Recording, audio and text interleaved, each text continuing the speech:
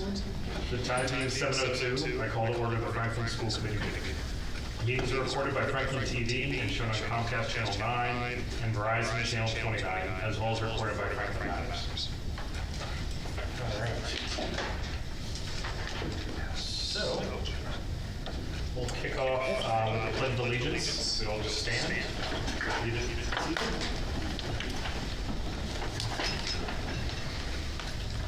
Pledge allegiance to the flag of the United States of America and to the republic for which it stands, one nation, under God, indivisible, with liberty and justice for all.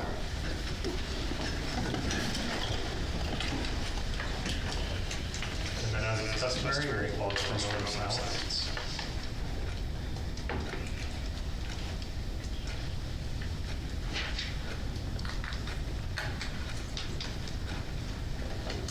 Thank you. All right, getting into routine business, review of agenda.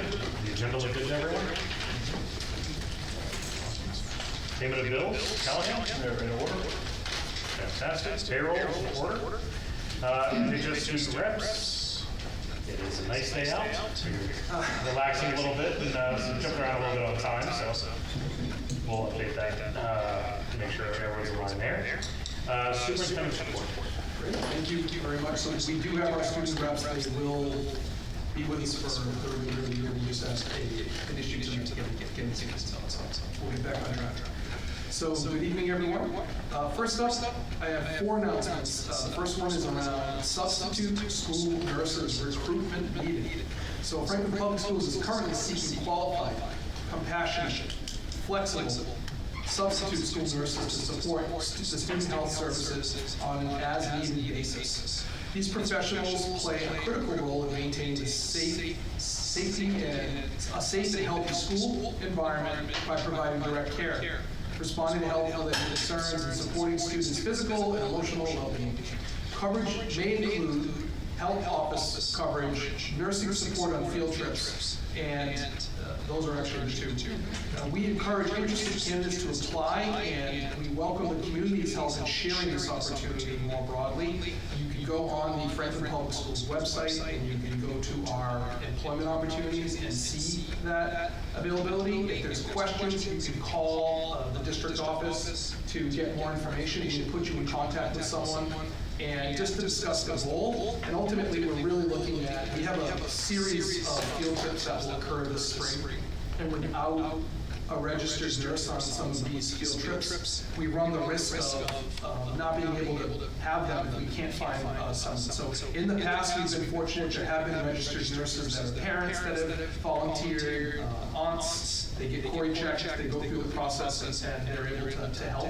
But ultimately, we are going to have a need. We do have a need ongoing just to have health office support. Our school nurses are a small subset of our staffing. So when a school nurse is out, you can imagine it has a greater impact on the system, if you will, as it relates to our schools. So that was a plug to try to get school nurses on call who could serve as substitutes. Okay. Anything to add on that, Mrs. Rowe? No. All right, next, I have a winter sports roundup. The Franklin High School student athletes had an outstanding winter season, several individual and team accomplishments that are worth recognizing.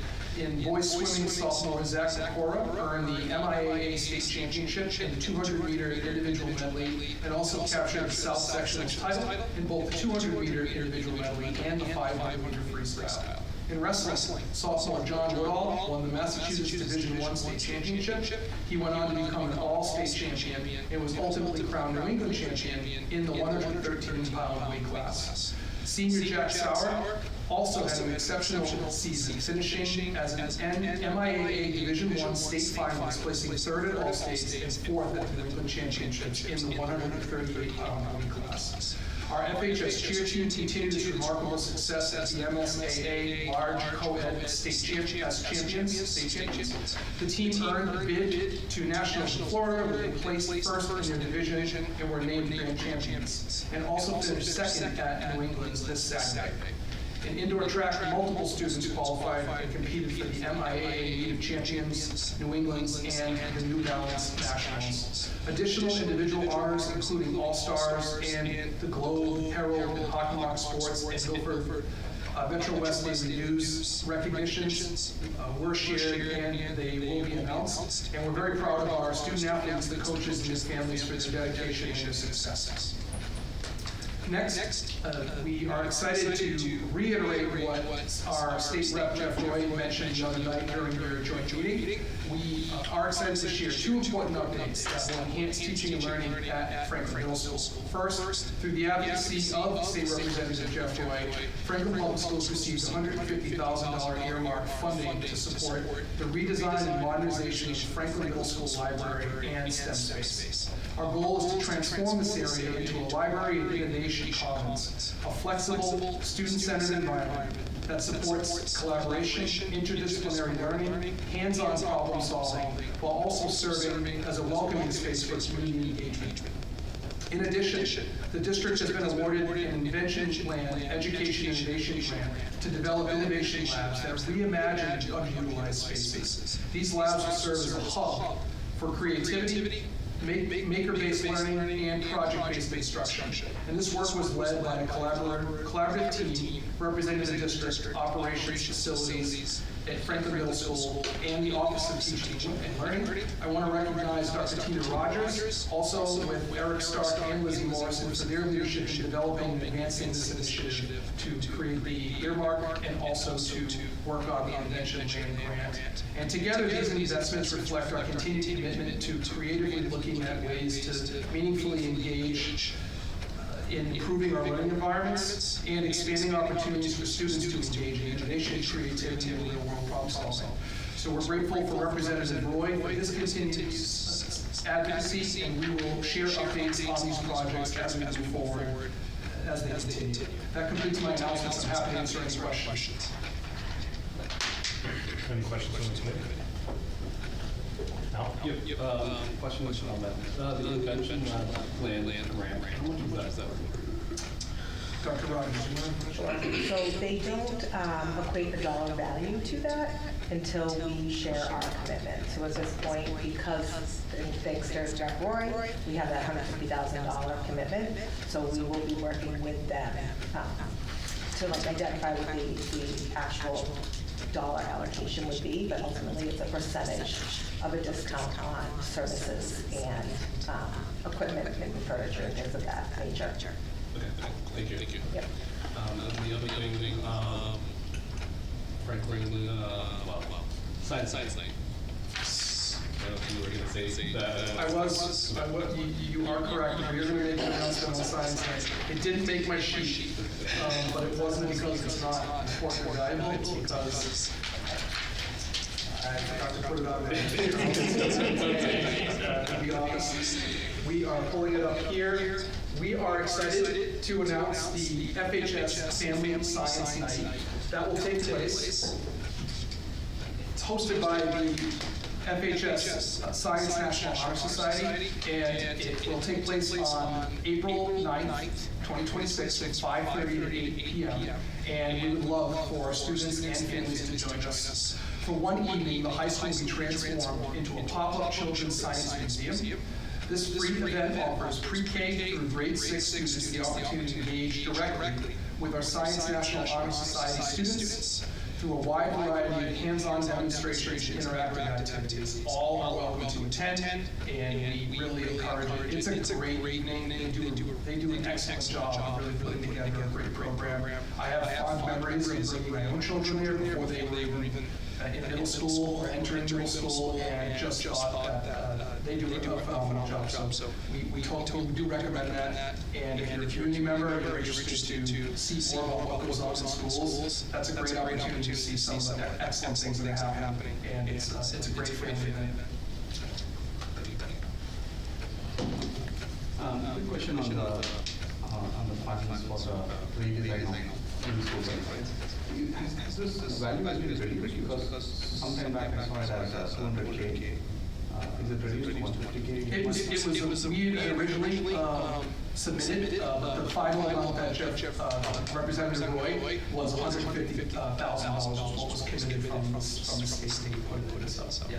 Thank you. You're welcome. No, it goes with the recent officers that we had. A lot of questions on, at least we've had questions on the STEM. How are we going to improve the STEM activities in schools, especially in the middle school? And I hope this will definitely help those aspects. Yes, I believe it will. I think there's a collaborative effort. I know Dr. Rogers is going to be engaging with students, families, and the Franklin Middle School staff as part of the process of this design, trying to bring people along as we move through the process. So, yes, thank you. You're welcome. I just have a quick one. When you're looking for substitute nurses, what's the credential for that? I know nurses come in different parameters. They need to be RNs, they need to have that they're Yes. We will take LPNs too. Right, yeah. RN or LP would have to be certified, have a license in Massachusetts. Sure. Yeah. Yeah, thanks. Just in terms of the grant funding or the funding from Representative Roy, just kudos to the entire team that kind of worked on this. Between, I know that it was this, last year, Senator Roush also had that earmark, and I hope everybody kind of understands, just like, while, Rep. Roy, Senator Roush, both fantastic, there's a lot of different stakeholders that they kind of go and make the answer to. The fact that they kind of keep coming back to the well is very indicative of the work ethic, and that you guys are actually, you know what they're talking about when they're going, when they put this earmark in, they know how valuable it's going to be when it goes back to the school, that, superintendent here, I know, this is what you kind of going back for, right, with certifications, is, your wheelhouse. And so just kind of kudos to everybody who's a part of making Franklin Public Schools what it is today. So that way, when Representative Roy does kind of have this opportunity for an earmark, you can just pick up the phone, call you, and say, hey, what do we got? And he knows it's going to be tax dollars well spent back into this community, because it's a proven track record. That's exactly how it happened. But what we've learned over time is, one, we try to maintain positive relationships, but also you have to have the request ready to go. So I do want to kind of give credit. We have the vision of how we can transform that space. Even dating back to the summer when all the moving was happening, we weren't going to use operating funds to do anything like this. So it made sense that if we were able to receive money, this would be an area we would want to tackle. So thank you for saying that. No, it's fantastic. It's reminiscent of the dig ready projects from forever ago back in Massachusetts. We kind of are seeing that a lot. There where you have a lot of dig ready projects that are just there in your back pocket, so if you do get that call, you can bust it out. I know it's a lot of work to get there. But then when you get that call and you kind of answer very quickly with a full-fledged project, it's fantastic. So thank you very much for all your work. All right. So moving into guests and presentations, we have a presentation on lifelong learning. So while we're warming up, I just wanted to set the stage. So we're joined by Ms. Patricia Gay, who's here today. She is our director of lifelong learning. I'm going to sit shoulder to shoulder with her as part of this. These projects, I would say Patty has many irons in the fire right now. You'll get an overview on many of the things that are happening. Some of it's informational for the community as well, but also we want to provide some kind of data-driven updates on some of the progress that has been made throughout the year. As we've done with the reorganization, many things have shifted. So schools reorg, but then ultimately anything attached to schools and programming also had to go through a similar process because of how we're now organized. So without further ado, I'll join you over at the rostrum. So Patty, please take it away. Thank you. Great. Thanks for having me tonight. Very excited to give you some updates. We are lifelong learning, part of Franklin Public Schools. Pardon me. Alright, so this is just a general overview of our programming. So we have the Solutions program, community learning, the Music Academy, as well as summer programs. And then just some other things I put on the bottom, just that random programs that we have that you might not know about. We have a community walk-in program that takes place at Franklin High School. We have the Franklin, thank you.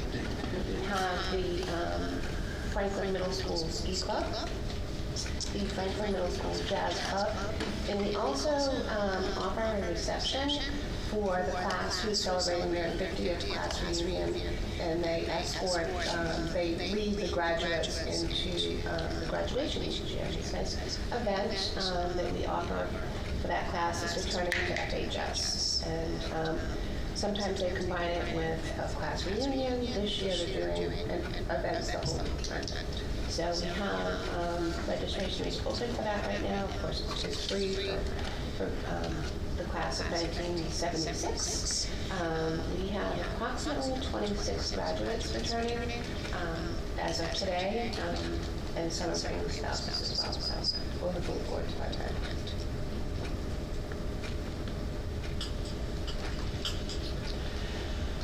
All right, lifelong learning, here's some basic information about the programs that we offer.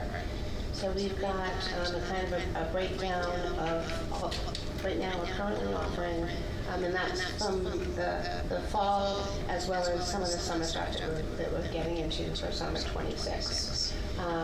Lifelong Community Learning offers 77 courses. Lifelong Music Academy has 5 offerings. The Lifelong Summer Program offers 63 offerings, and Solutions Extended is currently offering 4 programs.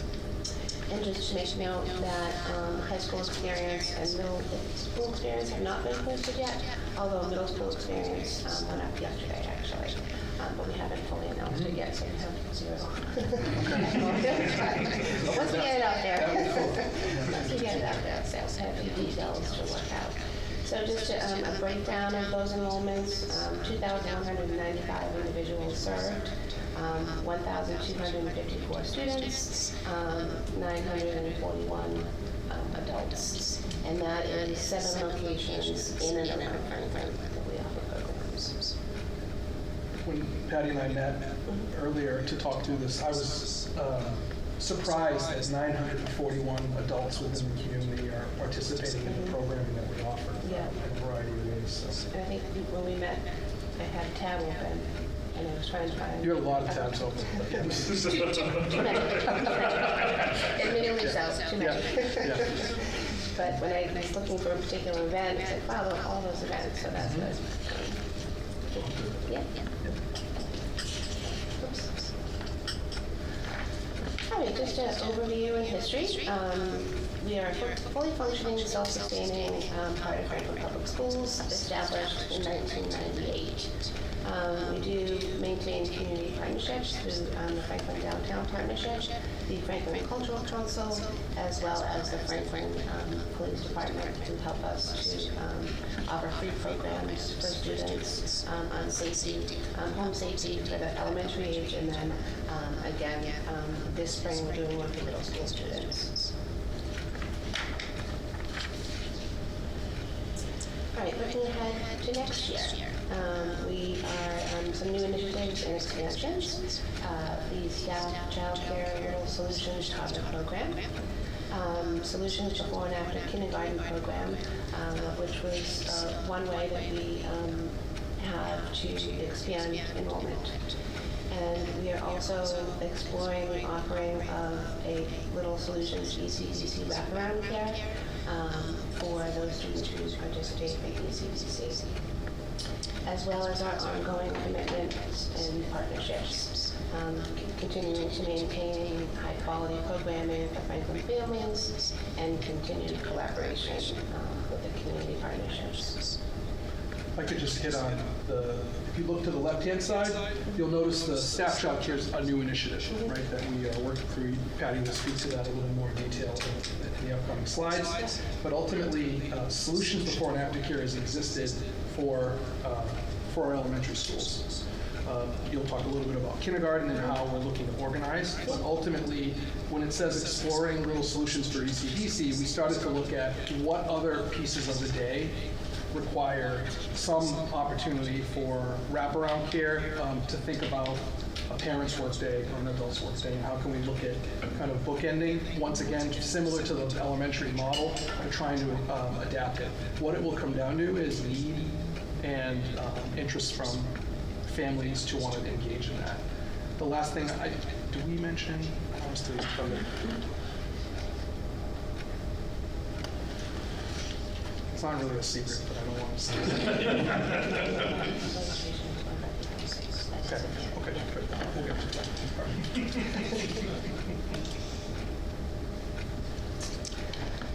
All right, the on-site toddler childcare program for next year. Some of the program benefits, when I was here last time, we did an overview of that. It supports the district recruitment, retention, and the work-life balance, as well as provides accessible, high-quality childcare. And it aligns with the district's commitment to support staff and strengthen the school community. An update, we have begun to prepare the space, and we began to acquire some program materials as well.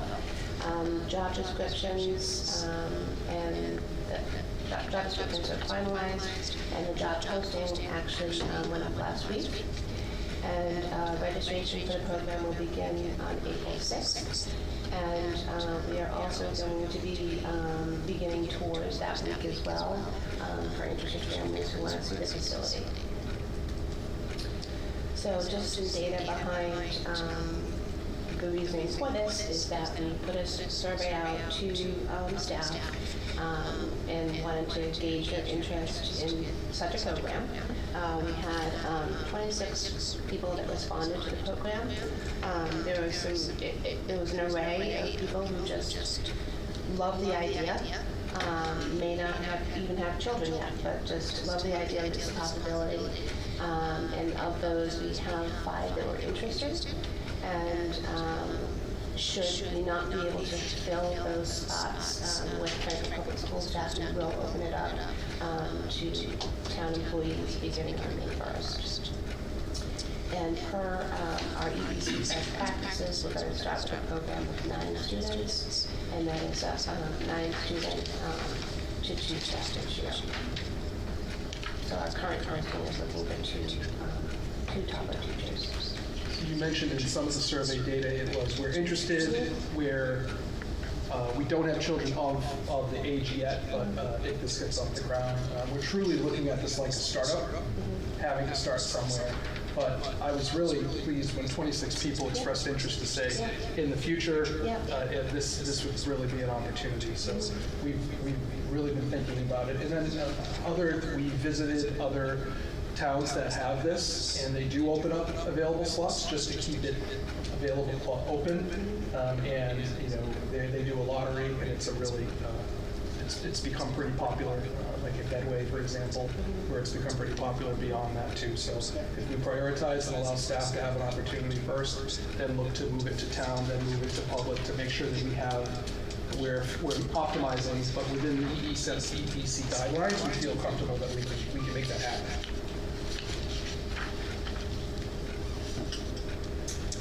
And here's our space preparation preview, currently in progress. Got some little tiny furniture, little tiny people, a little tiny couch that actually is like a puzzle that comes apart, and it's you can make it into all different configurations. We had a lot of fun with that. More to come, but that's just a preview. All right, move on to expanding enrollment with Solutions Kindergarten Program. So we have extra space that's been secured for a separate kindergarten population, which is one of our largest groups. That's just the way the enrollment has gone for years. Is that the younger they are, the higher the enrollment. Once we get to that 5th grade, we do have families that try to make that going home a certain number of days and then kind of decreasing the schedule as the year goes on. So this allows us to move our kindergarten students out of the K-2 program, creating more opportunity to enroll first and second graders from our waiting list. So just some data.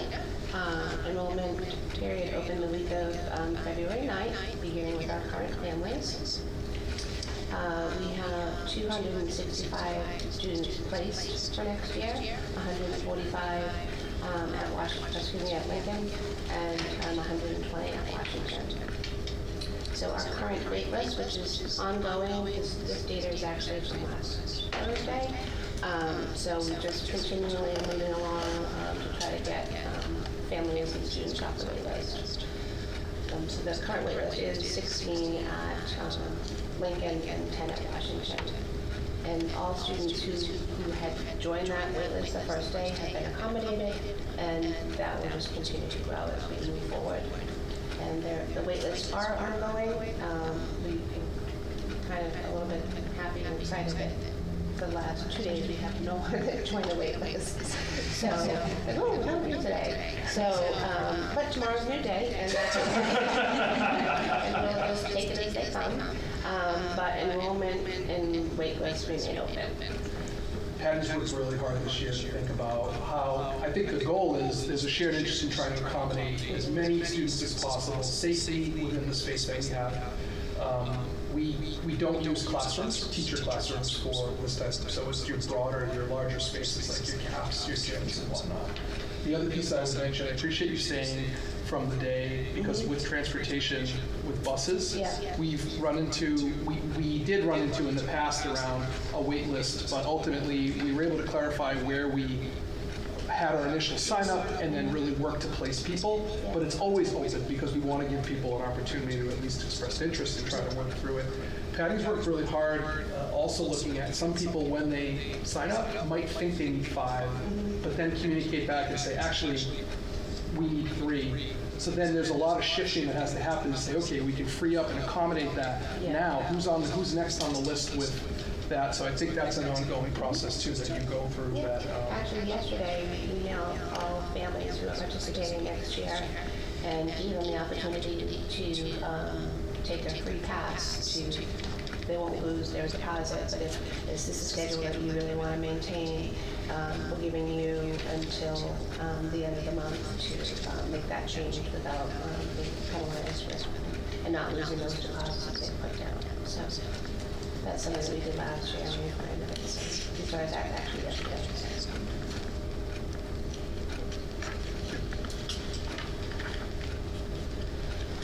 So just to go over our financial model, we are self-sustaining. We are funded through our tuitions. This allows for scholarships and supports for families when applicable, and there is no impact on the district operating budget. Fully self-sustaining. That's similar to the conversations we've had with the cafeteria, we call them, around all aspects of the program, including health care, are funded through there. So it's a similar model that we discussed last week, or was that last meeting? Yeah. Okay. That was a super salad meeting, yes.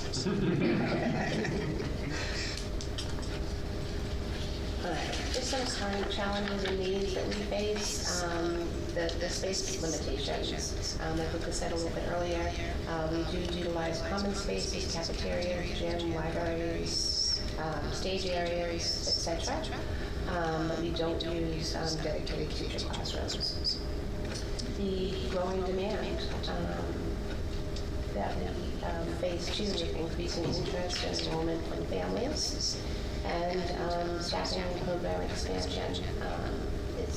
It's really important for us to maintain that quality, and in doing so, we have to have good quality staff. And we try really hard to achieve that, to give an overall, a good quality program, and that's important to us.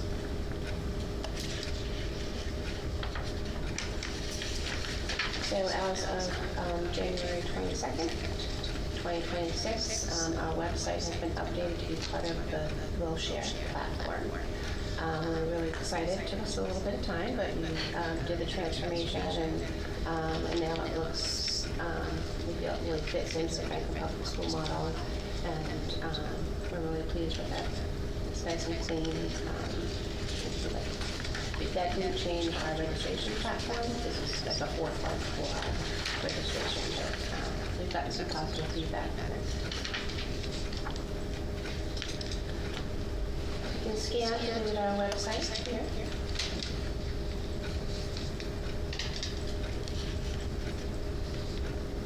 Thank you. Do you have any questions? Also, so we're down to sex. While we're doing questions, you can just leave that. Oh, sure. Yep. Just so people have Yep. our address there. Scan over to it. All right, so questions or starts with yours. Yeah, thank you so much for the presentation. It's great to see how that's going to expand normal and accommodate needs. I think before the presentation, I was kind of thinking someone's going to have to ask the solutions question. And it looks like you're accommodating a lot of families. I think there's a perception that solutions certainly is easy and quickly. But these waitlists seem not that bad. Yeah. And that's really great. So thank you for what we've done to accommodate that. I was wondering, with terms of the barrier of recruiting qualified staff, in your perspective, is there anything that this district would be doing differently to attract more applicants, or policy-wise that facilitate attracting, retaining, and recruiting qualified staff for your program? I mean, I think the district throughout the years has done different things as far as job fairs and things like that. It's just a matter of looking at the application, finding someone that you think is a good fit, and then interviewing them and seeing if they're a good fit. Our hiring process is always a working interview where they come in and we see them interacting with kids and making sure it's a good fit.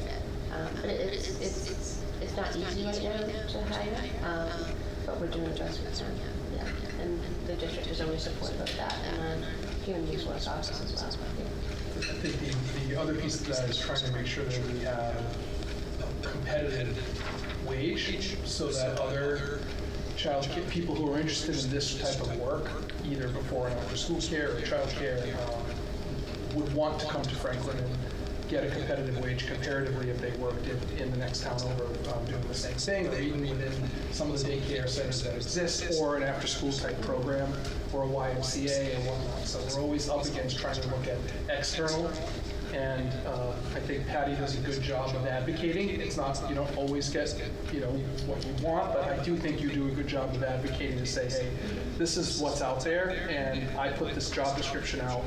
I'm competing with other care providers who are offering very similar type job descriptions, and how do we stay competitive? And it's sometimes it's not just that, but it's the culture that you've developed. It's really looking at the amount of students, the workload, and trying to balance that all as a big puzzle. And I think there's a lot of benefits also to working for us for a host of reasons. Mostly they get to work for me. That's a huge draw. I was just kidding. They get to work for Patty actually very directly. So yeah.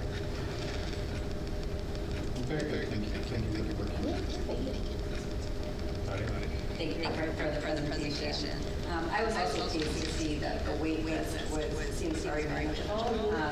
So is that consistent with past years, or is this? We've learned a little bit as we grow, and like having this, how do we go back to families now and say, we're going to give you a free pass to not lose your deposit, and to just think about it. This is something that you really want to, if this isn't the schedule you need, that's completely fine, but if you maybe register for more than what you want, this is the opportunity to do it. So we did that a lot, as we started yesterday, which is a lot earlier than what we had done last year, so we're kind of learning as we go along to make those changes. Just two other things. Also, with the reorg, just like with our schools, planning for the unknown, there's a few things that also Patty's advocated and met with both sets of principals at the complexes to identify additional spaces, which we now have that we didn't have this time last year as part of the planning. So that was a huge thing. And then Patty separating kindergarten also, knowing that the population historically year after year has been more. I think those two things have played a role as well in that. So I think those would be 2 points. We kind of don't know what you guys, how, when we become a K-5, and then you go for K1, 2, and then 3, 4, 5, it just made a big difference. And we think that putting those kindergartners separate and catering specifically to them is going to make a big difference. Yeah, that was actually my next question. So the 265, is that inclusive of the kindergarten? Correct. Okay. Yeah.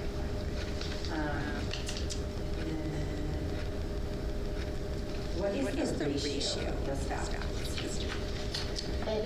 For kindergarten, we're planning on 1 to 10, and then 1 to 12, 1 to 13 for the other grades, which is within the state's guidelines. And then for the toddler program, are you finding that the interested applicants or interested families, are they local families or are they faculty that commutes in from other? Honestly, we surveyed staff, but didn't actually ask them where they went. Yeah, right, I know. Yeah, that's and my last question is, I know that there's been system issues for registration. Has that been squared away? Yeah, it was a little disappointing, to say the least. But we'll just be cautious as we move forward. We learn a little bit more every year, and what we'll do next year is just spread it out a little bit more. It's just an overload of the system. Yeah, the volume and people just all logging in at the same time. It's just people are enthusiastic. Yeah. You know, phone call after phone call after phone call. Parents were a little bit at ease, more so when they knew that it's not just you that's not able to register, it's a system error, and we had to close it and then reorganize and then getting back on track. But once we reopened it, we had no issues. So. Thank you. Yeah, thank you. No, just love your presentations year over year, just the growth so kudos to you, your staff, and all the work being done. One that jumped out at me, I know you have the Franklin Schools Jazz Club, Ski Club. I know this year, Footlighters traditionally it's been is not being made this year. Has there been any discussions on how to be getting a peer program as part of lifelong learning to help support that need? The last I saw from that was a job posting, but other than that, I haven't seen any updates on the Footlighters. So we've been actively posting, interviewing candidates to run a program this year for after school, like as an after school club, multiple days in the middle school. We have some, we're working through the hiring process, and it's taken a bit longer for a number of reasons, and haven't been able to secure somebody to run that program. But we are actively engaged in talking with both Diane, who oversees the theater program, visual performing arts in high school, and talking about what can we programmatically offer students that will be a kind of a 6 through 12 theater experience. So our hope was to really start something in March, first week of March, but because again, just some steps in the hiring process, we haven't been able to get that off the ground yet, but it is in the works, and we are going to do that. Okay, so that would be within the normal structure versus being part of lifelong learning. Correct. As an after-school opportunity for middle school students at Franklin schools. Yeah, no, that's an opportunity that makes sense since you have music already. Be more about music can get you know, just food for thought down there. And then I guess back to the new challenge program. So we have 5 now, 9 is the goal. I guess if we don't get 9, I guess what would be the plan for? We just have, or? We'll do everything we can to run it. Yeah, that's our goal. Yeah, looking forward to seeing how that progresses. So that's a huge feature of that. Yeah. Yeah. Talking about attracting potential teachers that Yeah. have challenges. Yeah. Yeah, exactly. Thank you. Thank you. Thank you very much for the presentation. Regarding the enrollment and registration, right? I used to remember, I was wondering my ski club registration. It takes just few seconds to fill the spot. So I was lucky to get 1 year. My son was part of that, so I believe we have some opportunity to improve number of students participating. I think a lot of children want to do that. But other than that, I just have, so it's good to see like almost 22% of our kids are using this platform, and more than 940 adults are also using this. I'm sorry. So what kind of offering for the adults that is being given in this platform? Offers for adults? Yeah. There are sports programs, organized sports like basketball, badminton, volleyball. There's also art classes for adults, yoga, yoga sculpt, yoga after school. I'm probably going to forget a couple. We don't do pickleball, no, because recreation does pickleball, so we don't want to be repetitive. And then we have some language classes as well, and some of the art classes are very popular, some watercolors, some oil colors. We also do Kids Corner through community learning as well. Do some kids cooking, some kids art classes. We're working next year to find a yoga instructor for students as well. So. That's great. Yeah. Just one, just a suggestion. I'm one of the users on I get the benefit of this lifeline learning. My son and daughter are part of the music program. Just one suggestion, maybe about it. Is there a way we can get into some kind of a certification program instead of just giving you lessons? Can we make some certification programs so that they can see how they can grow in their grades on music as well? Because a lot of colleges accept certification as well as additional credit for them. So just trying to check if you can think about it and add that as part of our music program. I can look into something like that. No, great. Thank you. I have a lot of questions. I'm glad to hear that regardless of whether you get online, you're going to run it. Yeah. It's how it goes. Yeah. It's obviously model works. Yeah. Great to reach Footlighters too. That's a great integrity certification program. Because even if it wasn't something accredited or, that Diane kind of thing wrote, even just for kids getting a certificate of some sort, I can see that. And is lifetime learning capped? I know we're self-sustained. Is that, it's legally or we're not? How does that work? Can we use, if we were to recruit more than what covers operations, can we use that? Like, can it be a profitable entity or is it a nonprofit by definition? Well, we're part of Bank of Public Schools. Okay. It's tricky when you get into different funding and things like that. I didn't know it was like revolving funds the same way. Yeah. So I'll let Jonna talk briefly to it, but they are a program under the umbrella of Franklin Public Schools. They're not technically Right, so it's not the way that we collect from like revolving and has to be used for revolving. It seems is a little broader.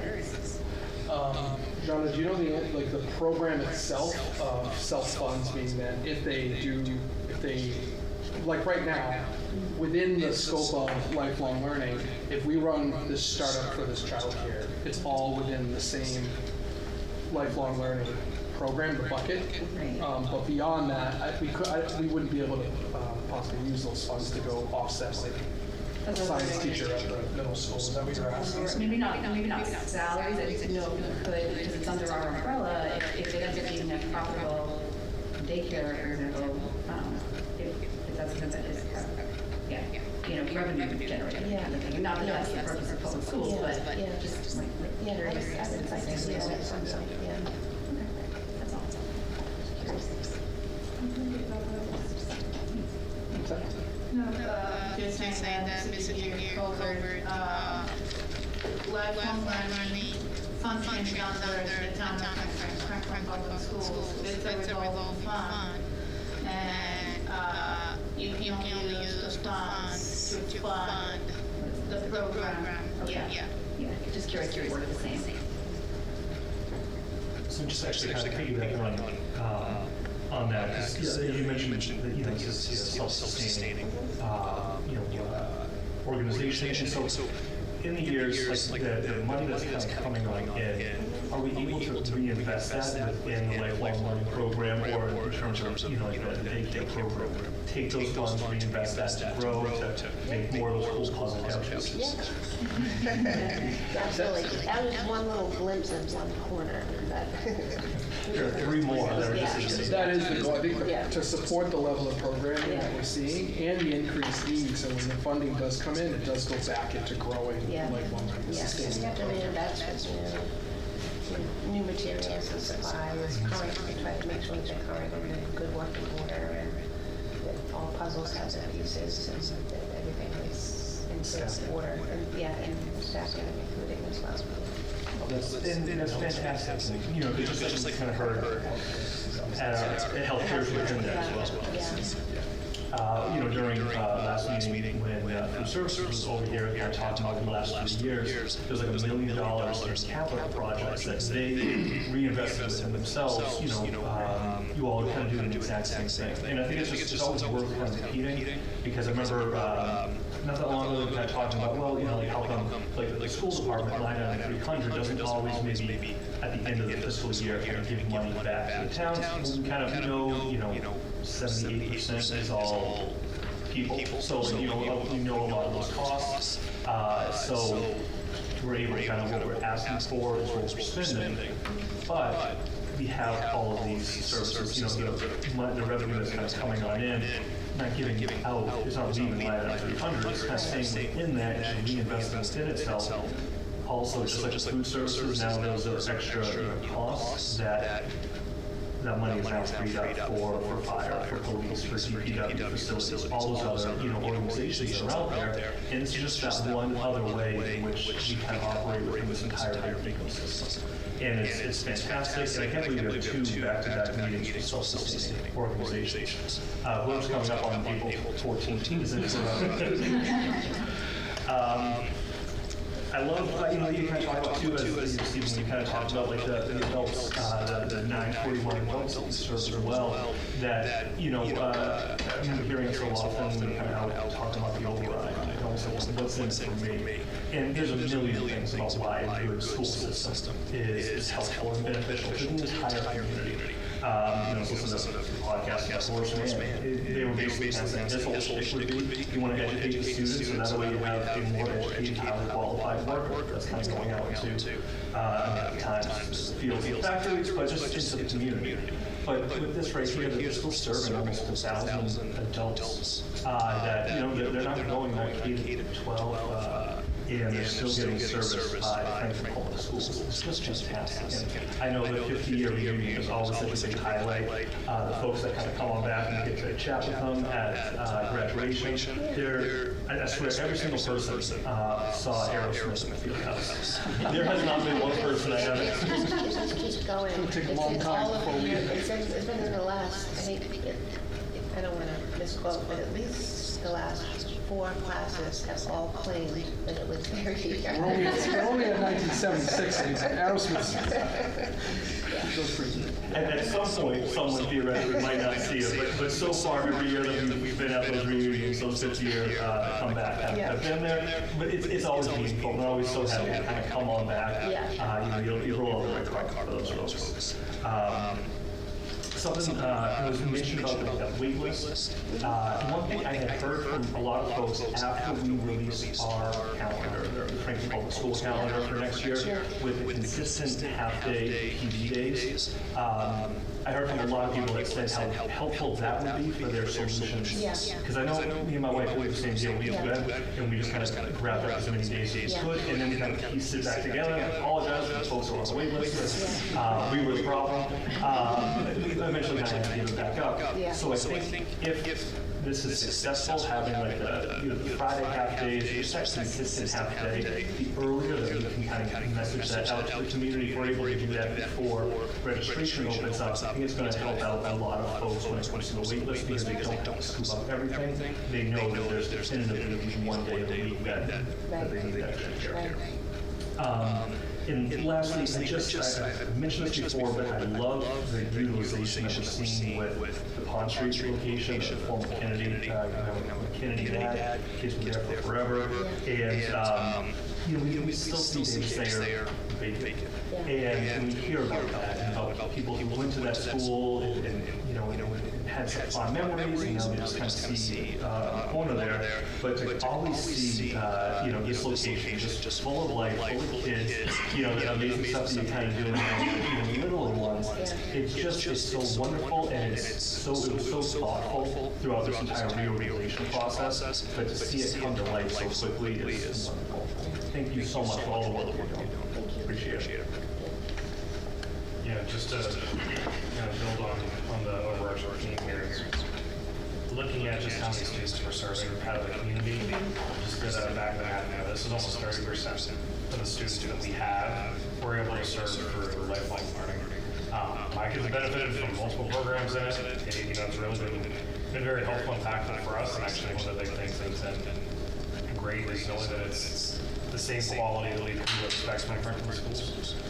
So it's that kind of like, great, anything that's offered, let's go ahead and really investigate kids and kind of love the opportunities that they've been able to have. So really appreciate that. One quick point I just wanted to clarify for anyone kind of following along.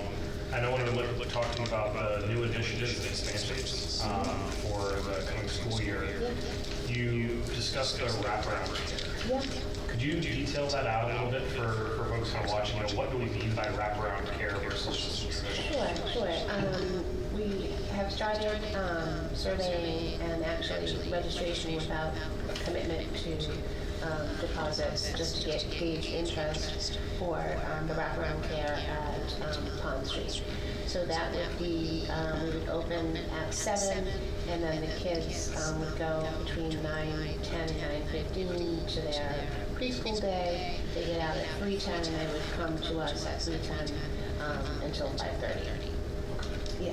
So basically, it's very helpful for the working parents instead of what would be the narrower traditional day. It really kind of builds it all the way out. Exactly. Some parents might want that morning piece so they can drop off early and go to work and maybe pick up at 3:10, and others might want drop off themselves and then use that extended day at the end of the day. Fantastic. I appreciate the clarity. This also ties in with the idea of our staff child care. So we have staff members who take advantage of the child care opportunity. They drop their child off at Pond Street, which is thriving with students in the CAF, in the gym, down the hallways, in the classrooms, and then with the staff offices of all of the folks that were displaced through the reorg. It's a pretty vibrant community, and lifelong learning is there. But the staff member, if you worked for Franklin Public Schools and you took advantage of the child care, dropped off in the morning, and then went to work, taught during the day, picked up after school, eventually you get to a point where your child is now ready for pre-K. They're no longer eligible for a child care model like TAPA. We have allowed now, working with Ms. Taylor at ECDC, to allow staff to enroll their children into the ECDC program. We already have a staff member who's interested to do that. The trick and challenge there also is without wraparound care, it's really not feasible because they would have to have their child dropped off during the ECDC hours, but those don't align with your middle school, your elementary, and your high school hours. So this is another reason if you have the wraparound care, it actually opens up a whole different group of students that could be cared for within that program, and it's all based on seats that are available. If we have openings, that's the commitment that we would only have to make is, are there openings for students to attend in some of our programs. And if there are slots and we want to open that to staff, we can start to build some continuity when we think about recruitment, retention. And what we found over time is if people are comfortable with the services that are being provided, they know the locations, it's Pond Street, then it's Oak Street, but then when you're K-ready, you're back at Pond, and then you're enrolling in your town's, kindergarten program. So there's a kind of a long-term plan as we looked at this to really try to model this out, while also looking to generate some income off of available openings that we may have to try to optimize our environment, but also provide a service to our employees. I appreciate it. Thank you so much. Thank you. Thank you for having me. Thank you.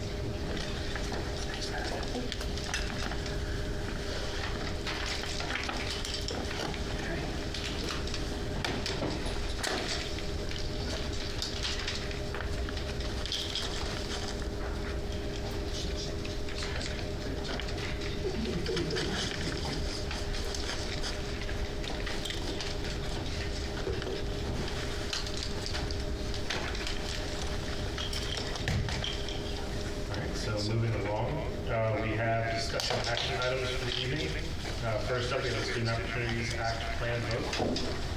So in your packet, you have the Student Opportunities Act plan, and it's basically an update to that particular plan. In preparing and finalizing for the FY26 Student Opportunity Partnership Board Commission to the Department of Elementary and Secondary Ed, Dr. Rogers has finalized this particular update for us on behalf of the district. So it's really about reviewing our progress against those commitments that are made in the Student Opportunities Act, the original plan, including the alignment to our district improvement plans, which we approved in the fall, and also looking at some key student outcome areas that are outlined in the report.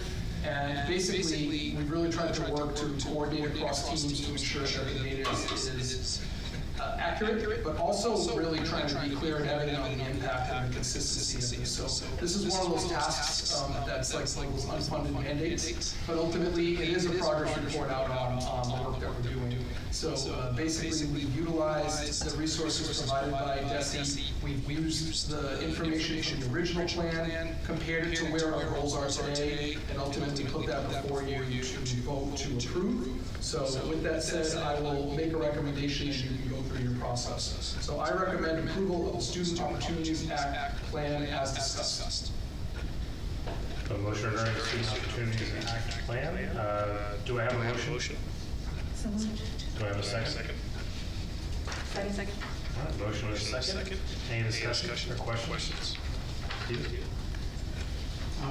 Just on the achievement outcomes, there are a lot of increases and decreases in the number. So, and it's categorized as very high, like the 3 to 5, 8, and grade levels. So is there a way, maybe later we can get some insights on state data, like what is the reason for decline? Which grade specifically goes down, that would be. Sure. If you have specific questions, I'm happy to have some conversations connected to what's happening with curriculum instruction, where we are in the curriculum revision process for those grade levels. Other indicators, this for the purpose of SOA compliance is they ask for very high level, data checks. Especially on the sophomore math grades that's going down. On both on the both sections, right, special education and the other section. So is there For high school? Yeah. And that, just speaking as a trend from across the state after the vote to repeal MCAS as a graduation requirement, the state saw a dramatic decline in high school MCAS results. And so we kind of were in that. We can, certainly talk about different indicators and rationales for why that decline might be, but when DESE reported out their findings, that was one of the messaging is causing decline. that was one of the reasons. Yes. All right, thank you. Yeah. Okay. I have a couple, and my committee members also know this. In previous years, has the state given any feedback on the SOA that we presented to them? not in my time. Okay. No. Okay, thank you. And then I had just a clarification for one of the CMTs, chronic absenteeism. I wanted to make sure I parsed correctly that it seems like you're describing that we are not making progress towards the goals of addressing chronic absenteeism. This is page 3. Sure. If I'm looking at the right here, exceeding targets for chronic absenteeism That's correct. indicates that we've exceeded. We have done a better job at chronic absenteeism for that specific grouping of students that's reported on. Oh, very good. Okay, so I was not understanding it correctly. That's all my questions. No questions? So will this be the last year that you have to do this kind of report card? One more year. One more year, okay. All right, well, I appreciate all the work that goes into it, I'm sure. Be happy when that's done. No questions for me? Okay. So seeing no further questions, the vote's going to come in the motion. All those in favor signify by saying aye. Aye. Opposed? Motion carries. Thank you. Next up in your packet, there's a vote of endorsement for a request for a statement of interest for the development of a strategic plan. So just to recap for our community that's tuning in, maybe only tunes into school committee meetings, there was a joint meeting between the school committee and the town council. There was a Chapter 70 review presented by the Department of DESE, Department of Elementary and Secondary Education. After that, there was a discussion among the town council and school committee members regarding strategic planning and interest, or shared interest in developing a strategic plan. And ultimately, the town council took up a vote to engage in that process and move forward to evaluate and put together basically that statement of request for a statement of interest, and they took a vote unanimously to support that. And basically what that would mean is it would allow the town to put that out to the public and then receive statements of interest from strategic planners who are interested to engage in that work. And then there's no commitment on behalf of the town or school committee to engage in further, but ultimately you put that out and see if the plans or proposals meet what the needs are of the collective bodies and the individuals on those bodies as part of that. So ultimately, the town can take the vote. It's in your packet today as a vote of endorsement. It's part of the discussion we had during the meeting, and as follow-up to the meeting that took place on March 18th. Once again, I will read the recommendation and then kick it over to Dr. Footlighters. So I recommend the endorsement of the request for statement of interest for the development of a strategic plan for the town council and school committee. Statement of interest for the development of a strategic plan is approved by the town council on March 18, 2026. Do I have a motion? Yeah, I'm just going to say so. I'll take that one. Second. Excellent. Any questions or comments from anyone?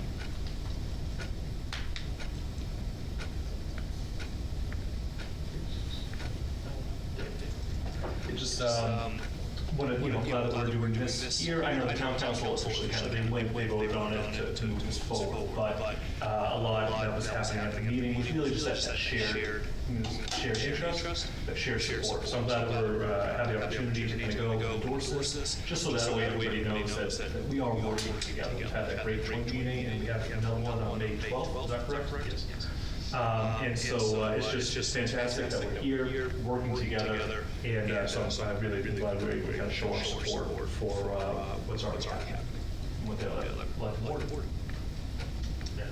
Just kind of further that, the conversation we had with town council was, I think, very positive. A lot of focus on trying to find, a good strategic path forward for the town as a whole, recognizing the role of the school and town council play as partners in the overall process. But do look forward to that, and also just think that the candid approach to those conversations and really what we're going to be looking for, and as Dave said, excited to see town council at school committee meeting in another couple of months. So, you know, again, really seeing that community effort, that shared responsibility continue to go.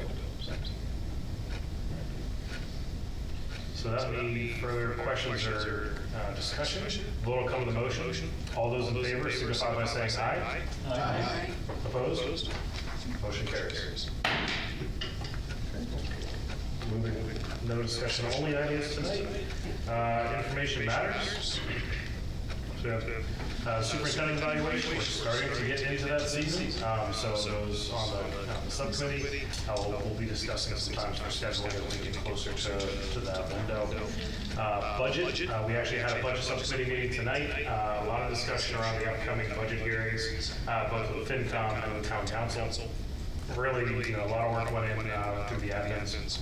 Thank you so much for those efforts and all the inputs from the committee. So really, I think have a good set of talking points for those hearings, as well as for the joint budget subcommittee meeting coming up next month. Policy? Dave?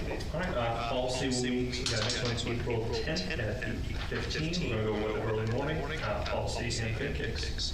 Got a lot of great stuff talking about expansion of championship signage, fee structures, along with we have a lot on the docket, so we'll be bringing a lot of content.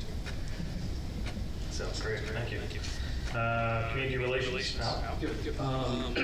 So we had last month, about like a year ago. What we had last month, we actually that's bad. Sorry. We do.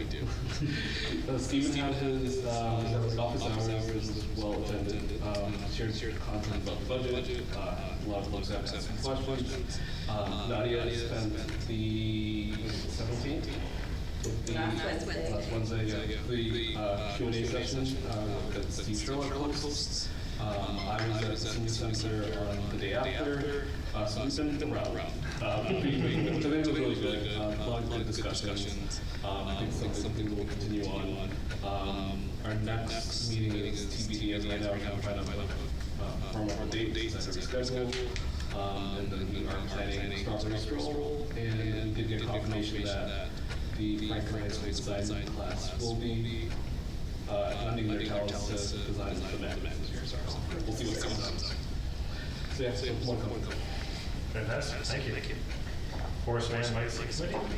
We have next meeting on March 30th, and we're going to really kind of work on working with the Historical Museum to kind of piggyback on their Forest Man's birthday, which will be on May 3rd.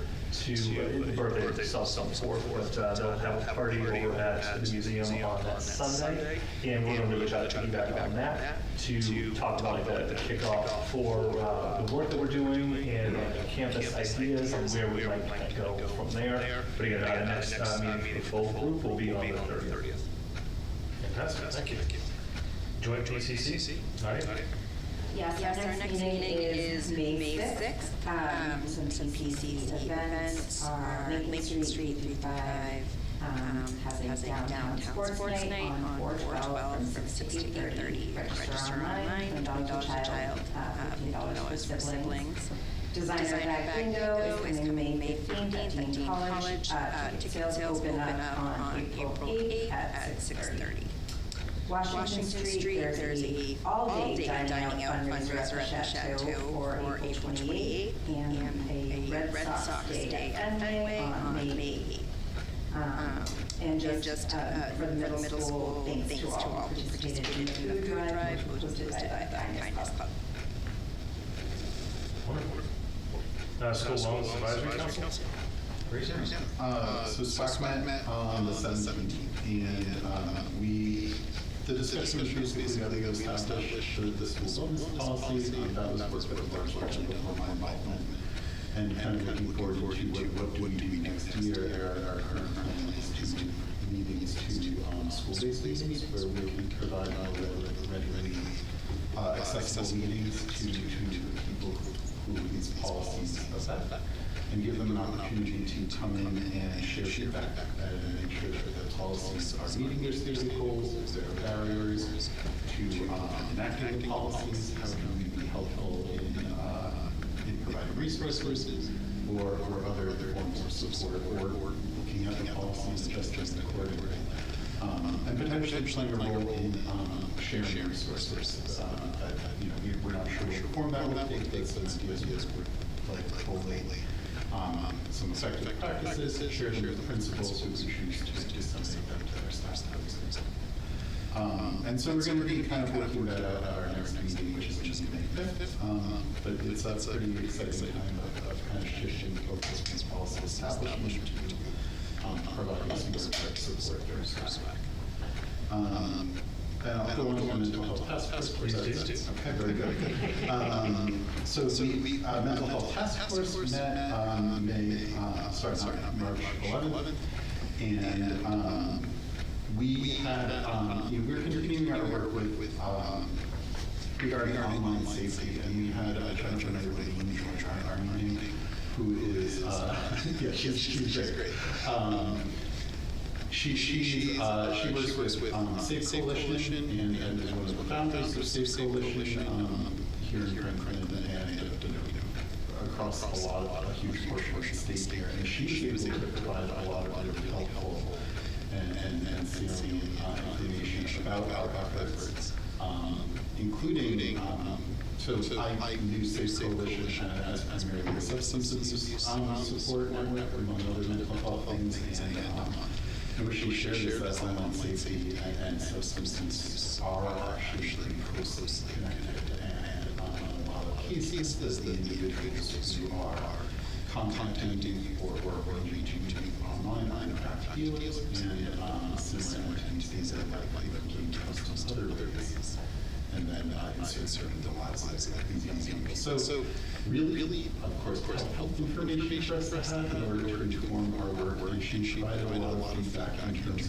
of what they found to be helpful in messaging to families and what has been less helpful. And so we're taking that information and using it to shape our actions in terms of how we're going to communicate with students, families, and community as a whole, to provide preventative measures and also access to resources.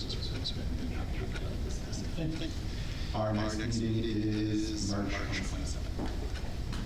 Thank you very much. All right. So now moving right along. So tonight, we're going to go into the consent agenda. Lucas? Okay. Yep. Just trying to log in. Okay, I recommend approval of the minutes from your March 10, 2026 school committee meeting as detailed. I recommend the acceptance of $1,800 from the Washington State K2 TCC for field trips as detailed.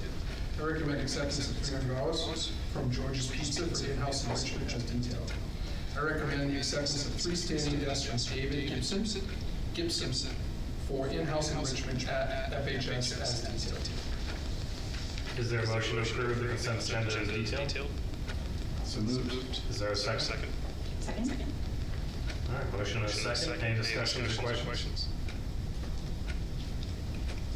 Seeing none, vote will come on the motion. All those in favor signify by saying aye. Aye. Opposed? Motion carries. All right. Moving into citizens' comments. Are there any citizens in the audience, in person or online, who would like to comment on an item that falls within the committee's purview?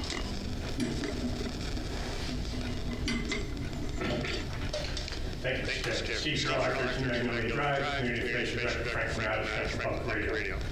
Thanks to the members who participated last week. Apologize, I reminded myself after the fact, we were in tough competition.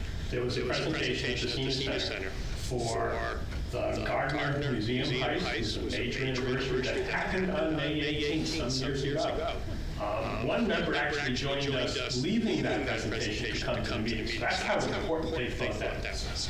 But the other participation clearly were attracted to that. So I apologize for the less participation, but the participation of those who were there was good. So that's all key, and I look forward to continuing that collaboration. Two dates to put on your calendar for the future. April 18th, Saturday afternoon, 1:30. Your favorite poem, you may have one somewhere. Dig it up, come to the library, and share it. May 2nd, so you mentioned May 3rd is the Harvest Man Party. The Saturday before, May 2nd, will be the third iteration of the Jane Jacobs Walk, downtown Franklin, about a mile or two. Easy discussion around zoning, housing, and what we need to do to improve both of those, because aside from the schools, clearly funding comes from zoning and housing, and they're all related, so it'll be good discussion. 10:30, I believe, is the start. There'll be additional details coming. We'll meet at the studio, finish back there, and let the conversation continue. Thank you for the opportunity. Anyone else? All right.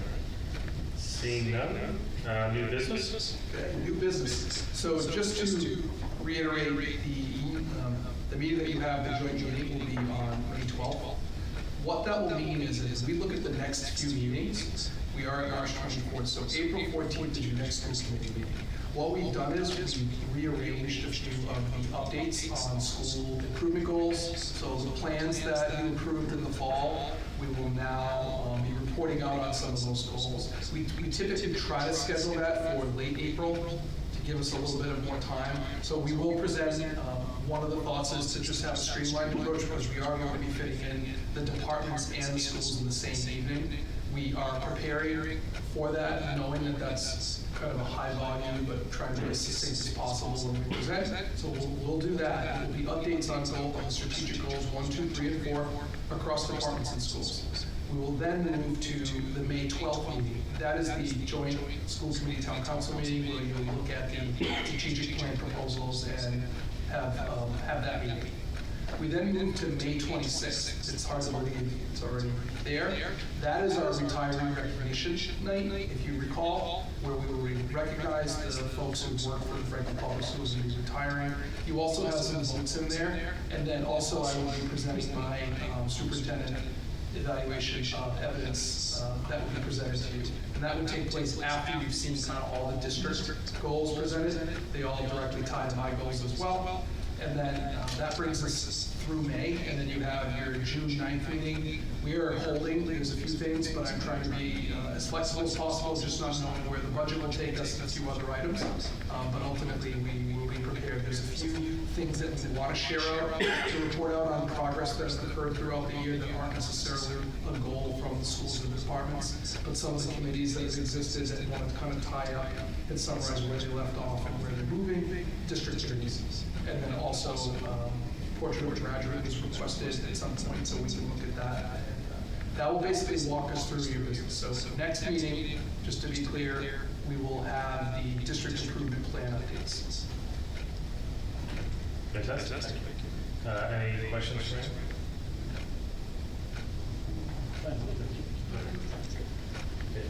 Just so I can get my calendar set. So I know there's a couple other things. We have the joint budget subcommittee is on is that the 16th? April 16th. And then FinCom will be reviewing the school budget. Is that April 7th? April 7th. And then do we have, now kind of picking out to May, do we have a timeline for when town council will be reviewing the budget? Has that been discussed? It has. We have some holds. May 21st. Yes. Okay. May 20th and 21st. Okay, perfect. Thank you very much. The 21st is also senior awards night. For the Franklin High School. Skyway, we just got Christmas filling up fast with this calendar.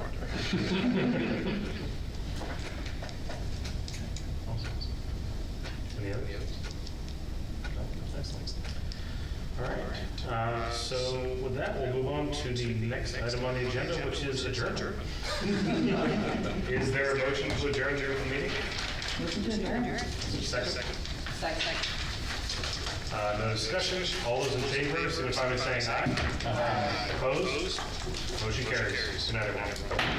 We are now producing this in collaboration with Franklin TV and Franklin Public Radio. This podcast is my public service effort for Franklin, but we can't do it alone. We can always use your help. How can you help? If you can use the information that you find here, please tell your friends and neighbors. If you don't like something here, please let me know. Through this feedback loop, we can continue to make improvements. And I thank you for listening. For additional information, please visit franklinmatters.org. If you have questions or comments, you can reach me directly at suresteve@gmail.com. The music for the intro and exit was provided by Michael Clark and the group East of Shirley. The piece is titled Ernesto Mañana, copyright Michael Clark and Tintype Tunes in 2008, and used with their permission. I hope you enjoy. By the way, you can also subscribe and listen to Franklin Matters Radio on your favorite podcast app. Search in podcasts for Franklin Matters.